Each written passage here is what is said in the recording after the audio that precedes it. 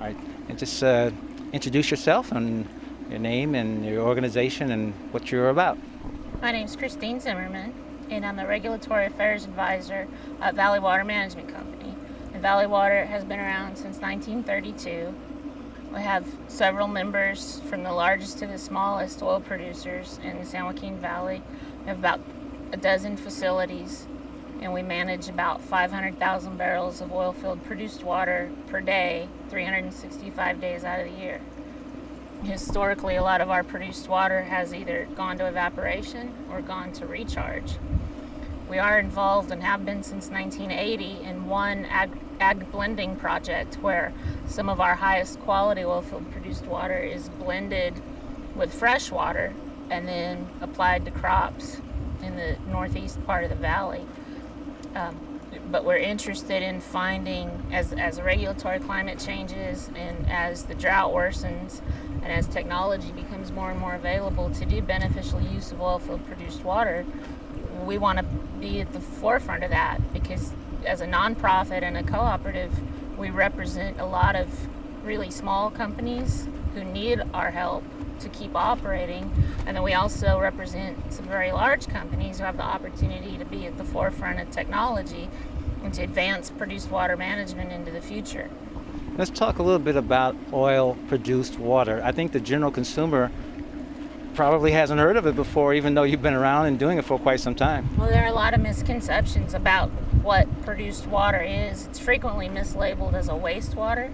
There are wastewaters in oil production, but the water we manage and the water we're interested in beneficially reusing is truly just produced water. It's 65 million year old water, if you will.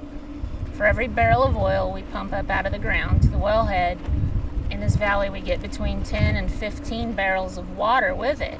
And people frequently don't understand that what that means is not that it's a wastewater, not that it's water we're consuming to produce oil, but that you don't just get a neat barrel of oil out of the ground. What you get is a lot of liquid. You get 16 barrels of liquid, and one of those is oil and the rest are water. So that is truly what produced water is.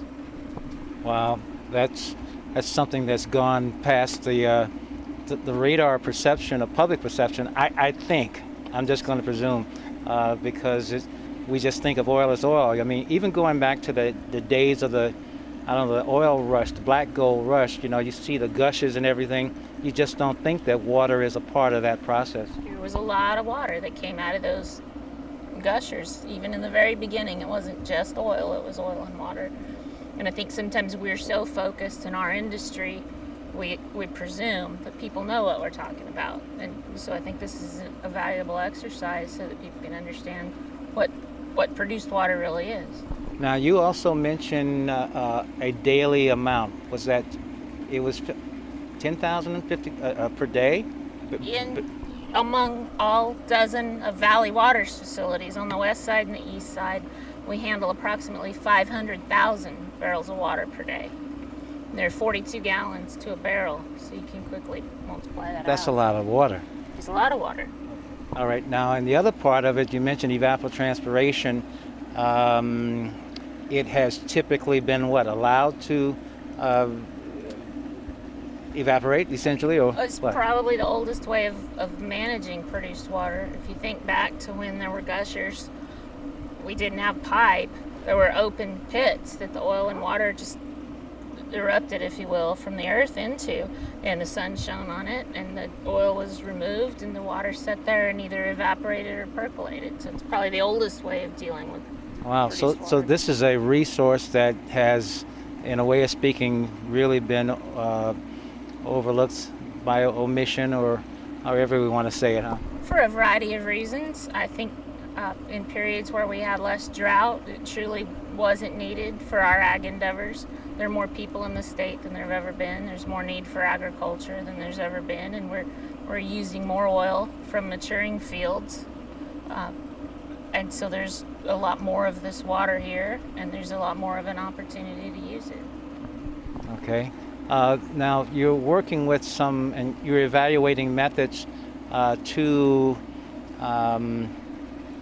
I'll say, treat this water to essentially make it uh, more useful for other applications, particularly or including agriculture. Is that correct? Yes. The goal would be to treat this water for a variety of end uses. The beneficial reuse of this water could be used for dust suppression. It could be used within an oil field. It could be treated just to the extent that it could be softened water for steam generation. There are ample reuses for it within the oil field. Then there are also the ag reuse, as we've discussed. And there are, the state has given us very clear direction through the basin plan for what the beneficial uses of water are in the first place. And it's becoming more and more economically feasible to treat oilfield produced water so that it will be compatible with those beneficial uses that are specified for us in the basin plan for the areas where we produce oil. And I believe that's what we're going to start to do in the years ahead. Now, up until you began to look at some of the technologies that you're evaluating right now, how was produced water generally treated? How was it processed? Was it processed through some type of chemical treatment, or what? What was normal?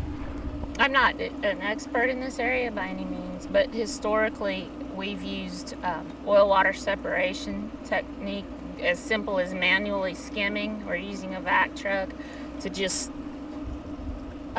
basically suction or scrape the free hydrocarbons off, because oil floats on top of water, to just remove it from the surface of the water.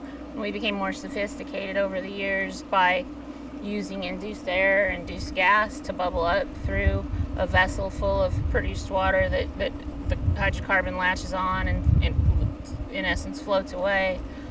There are dehydration units where you literally boil the water out of the oil to separate them. And then there are more complex methodologies available now in water plants and oil plants where we use softening techniques that are chemically intensive, where we use warm lime softening, high pH modification of water to get hydrocarbons and other constituents out of the water. So there's a whole range, from very simple and inexpensive to very complex, chemically intensive and expensive. Sure. Mm-hmm. I want you to discuss, why are we out here today? What is the significance of treating the water here and now?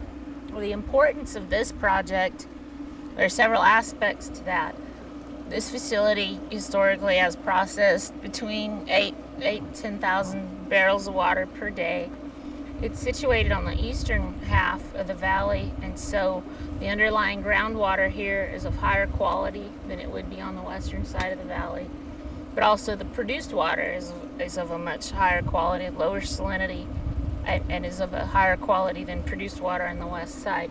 And the opportunity here with this water is that if you pan around, we're surrounded by grapevines and orchards and all manner of agriculture. And what has happened is as we take a harder look at how to implement the basin plan and how to comply with the beneficial uses of water in this area, we have to change the way we manage this water. It can't sink into the earth, and it's a waste to evaporate it. It can't sink into the earth because the basin plan has beneficial uses for this area, and this water has naturally occurring chemical constituents in it, salts primarily, boron, chlorides, and just inherent saltiness that exceed the beneficial uses for the surrounding area. So you have two options at that point. You could either dispose of this water down a disposal well, which is commonly done and is frequently the least expensive alternative. Unfortunately, once you do that, you've basically lost it from the hydrologic cycle. For the people of the state of California, it's gone, and it'll be produced again eventually with another barrel of oil, and you'll handle it over and over again. So while that's the most common approach and has been done in the past, the opportunity exists, however, to treat the water and to go ahead and discharge it here so that it can be compatible with the beneficial uses of groundwater in this area. And that could happen in a variety of ways. We want to treat this water truthfully so that our members can continue to produce oil, because that is an important, fossil fuel production is is still something we require as a society to exist, and it is still important for business, for the people who live and work here, to produce oil. So we're called upon to responsibly, environmentally, soundly, and safely manage this produced water so that oil production can continue. But with that comes an opportunity. And that opportunity is to treat the water and find beneficial reuse for it that is compatible with the beneficial uses. So to find a way to irrigate the grapevines, to find a way to irrigate the orchards, to use this water in a meaningful way. And we also have the opportunity to look at what environmental justice issues there are with regard to groundwater in a region, in a zone, a management zone, if you will, around this area, where there might be other problems that we can help offset and mitigate. And so that's why we're here, in a very large nutshell. Well, the EcoPod technology is taking an approach that involves the process of, I guess you want to, I don't know if we would call it a non-destructive or a non-chemical, chemical-free approach to mitigating the water, to bringing it back to a point of beneficial usefulness. Is that a good way of describing it? Yeah, it's not what you have here with this process is it's not a chemically intensive process. It's almost a mechanical or physical process to manage the water. And what will be useful about this is that it's not consumptive of chemicals. It doesn't bring additives into the process, but it does a very elegant job of pre-treating the water so that then you can pass it through, for instance, a reverse osmosis membrane and not destroy the membrane. The operating costs associated with this, we believe, and the fact that it is this elegant solution that doesn't consume chemical, that doesn't put anything else into the water aside from taking things out that we don't want. We're also not putting anything else into it, and so that makes it elegant and attractive and economical. All right. Any thoughts you have, Talbot Howard? Visionary of .ECT? Put me on the spot here. You've always been on the spot. Go ahead. You are the spot. I think this is the spot. You know, in looking at this, we're marrying this within nonprofits and structures that can really become a champion for the solutions. And I think it's a perfect opportunity to segue this to be able to help those that are trying to find the environmentally responsible solutions, such as yourself. Would it be beneficial for us to be able to help contribute back into an organization such as yours? Certainly. Now, in proceeding forward and identifying the solutions, how would be the best partnership arrangement for that? That's something we have to explore and really study. If the opportunity exists for us to work together to offset environmental justice issues in the region through a management zone construct, there would be state funding to approach that. And then what I would hope we would be able to do is draw private funding from people who are interested in the betterment of our community to match those funds, so that we're not just taking state funding and using it without bringing something to the table to match it. One thing we talked about a bit yesterday, and I think it would be a good moment for us to bring that up again, and that's your vision of a treatment plant, a process that also had some costs associated with it. But talk about that. In what regard? Well, you envisioned certain the possibility of building a plant, as I recall. Yes. Yeah. Well, let's talk about it. Well, the concept would be it's common now in oilfield facilities to build centralized treating facilities. So where you used to have distributed oil plants and water plants throughout a field, the effort has been to centralize those. So to have a central oil processing facility, to have a central water treating facility. So what we would envision here is basically what's already here. This facility is part of a co-op. It's the equivalent, if you will, of cotton growers bringing their cotton to the co-op to gin it. That's what's already here, really.